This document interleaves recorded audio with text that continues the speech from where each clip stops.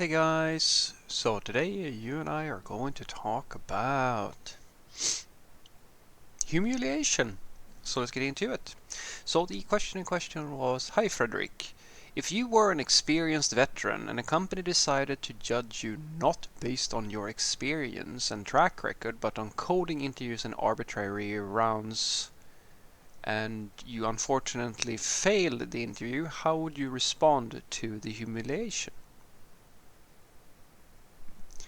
Well, if you asked me when I was a junior, I would have felt really, really bad, and then probably laid in bed for a few hours, watched some TV show, and then after a little while I'd pick myself up and then I would go and take the next interview.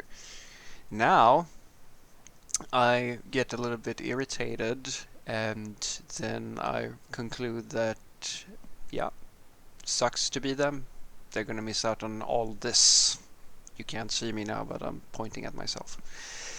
Because basically, I've reached a point now where I don't really care whether or not a company thinks that they found a good interviewing strategy or so forth. If I pass it or I don't pass it, I know that that comes down to more things than just my skill.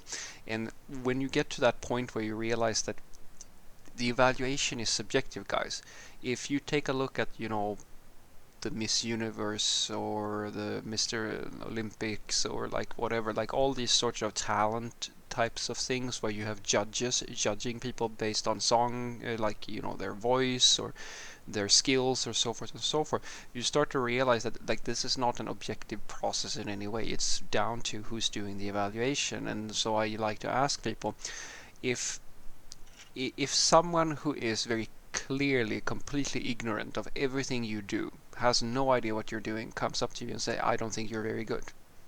And then you ask, why don't you think you're very good? Well, because you're a code person and you don't know how to fix my printer. Would you feel bad or about that? The person clearly has no idea what, like, they don't know anything about it. So in an interviewing process, that's exactly how I look at it. So I apply to a job for a given position. I know what that job means. I know that I can do it fairly well, I hope at the very least, because I've done it for quite a few years and I've done it in many different scenarios where I know for a fact that the people who I worked with, we're doing serious work here. So if I come to a company where they don't even check the normal sort of things, or where I failed the interview due to something that has very little to do with my actual coding skill and has more to do with their evaluation process. That's the key thing. Their evaluation process is the thing that I need to pass. Not necessarily, like, that process doesn't necessarily mean that I'm good or bad at my job. It has to do with what they value. And I have been in many cases, guys. I've had quite a few companies where the first thing they sent me is some like personality quiz type of thing with some, and the classic one, you have some type of logic test where you have like a pattern and so forth, and I just clicked through it, didn't really do much more with it, and then they say, no thank you, we don't want to talk to you. And then I have people who literally are calling me at least once or twice a week trying to recruit me for their companies because their evaluation process is completely different from that evaluation process. And so the so-called humiliation, it figuring that out is as easy as I've said before, at least for me. Know where you are on the scale. And the scale is a fictional, or like a mental tool that I have, and I think everybody has it. You just, when you compare yourself to something else. And so if you know for a fact that if you compare yourself to the average level of every software developer you've ever worked with or talked to and so forth, and you know that, yeah, you're not so far away from them, or maybe you're a little above, maybe you're a little below, doesn't really matter, but you're pretty close to what I like to refer to as a unit of a software developer. A lot of people are very focused on being a rock star, being the best of the best, and being, these sorts of things. That's great. Put your career goals towards that if that is the sort of stuff that you want to focus on. But also be sort of aware of that there is a sweet spot for any job, just as for a carpenter or a scientist or an artist or whatever.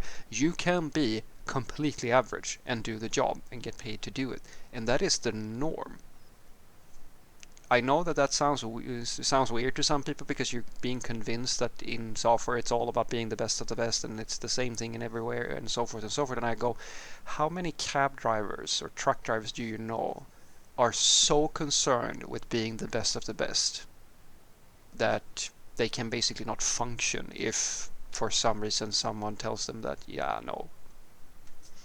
I don't know all that many people that are that in other professions where that prestige isn't really there, that feel that way and that behave that way. It's definitely here in software development and so forth, but fundamentally what I'm telling you is that if you fail a job interview and you know for a fact that you are a unit of a software developer, then why do you care? It's likely that these people, if it was a completely irrelevant thing, that's the main thing here, because some people I've met, guys, they have a different sort of problem where I know for a fact that I have been able to evaluate their skill level and they think that they're really, really good, and they get presented with a contradictions to that belief, and they just dismiss it and they go, no, like, you are wrong, you are too this, like they start making excuses and stuff like that, and that's not good either. But if you can see very clearly that you're being evaluated on things that don't really correlate to your skill level as a software developer, then learn some do some personal reflection. Think about, as I said, are you actually a unit of a software developer? Is it really a question of that these people are judging you and they're actually proving to you definitively that you're a bad software developer? Or is it that you're a little bit sensitive to the fact that someone somewhere doesn't like you? If you are a people pleaser, or you might need some self-esteem assessments and stuff like that, it's very easy for you to get down into a dark pit here and start questioning yourself and feeling that you're humiliated or so forth and so forth. But if you really know your stuff and you have a track record and you built yourself up a little bit, built that personal strength and confidence, and that you have a track record of being able to do this sort of work, then hopefully you will look at it, as I said, as just having a random person who seems to know nothing about anything come up to you and say, I don't think you're very good. Sure, it doesn't feel all that nice when someone does it for like that, but at the end of the day, you should be able to shrug that off and just move on with your day, because that is clearly an uninformed and kind of weird individual. So what I want you to take away from this is that the way that I deal with humiliation of not getting a job or so forth and so forth is that I simply apply for the next job. And I know for a fact that my track record is that I get usually more callbacks, and I get offers for more companies, and I've worked in quite a few companies that do very serious software development work, that I know that if I don't get a job in a specific company, it can be a range of reasons. Yes, sure, they might not like me as an individual, and I mean, do you think that everybody loves you? Like, there are people who hate my guts. I promise you guys, I'm the bad guy in a few people's life story. I promise you that much. I can't tell you exactly who right now off the top of my head, but I'm sure that there's a lot of people who feel that way. And some people even for no reason. It doesn't, like, I don't have to do anything. They just don't like me for some reason. And that's, as I said, that's the subjectivity of like personal chemistry and preferences and so forth. And as I've said, guys, you can have a person who just really don't like you for some reason in the interviewing process, or they might be uninformed and they're checking like completely ridiculous, arbitrary things, as you were saying, that has nothing to do with anything. And sure, that sounds weird to you and me, but it's their company, it's their job, call it whatever. You can't stop the world from hiring incompetent managers or having incompetent entrepreneurs who start up businesses. There's always going to be a range of people who do things, guys. And so the thing you have to remember is, as I said, just because you're not doing well in one interview, that doesn't necessarily mean that you are a bad software developer. The only time you should start to question whether or not you are as good as you think you are, or like so forth and so forth, is if you see a pattern to things, if you are consistently having issues, consistently seeing that you're being turned down for positions or whatever, right? Then you might have to take a look at, okay, so how can I increase my skill level?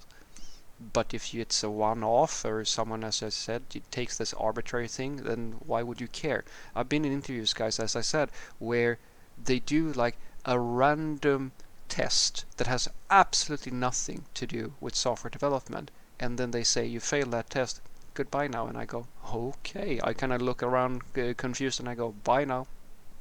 And that's the end of the story. And then I go and talk to the next company who knows how to evaluate things, and all of a sudden they want to hire me. So I'd suggest you think about it that way. Have a great day.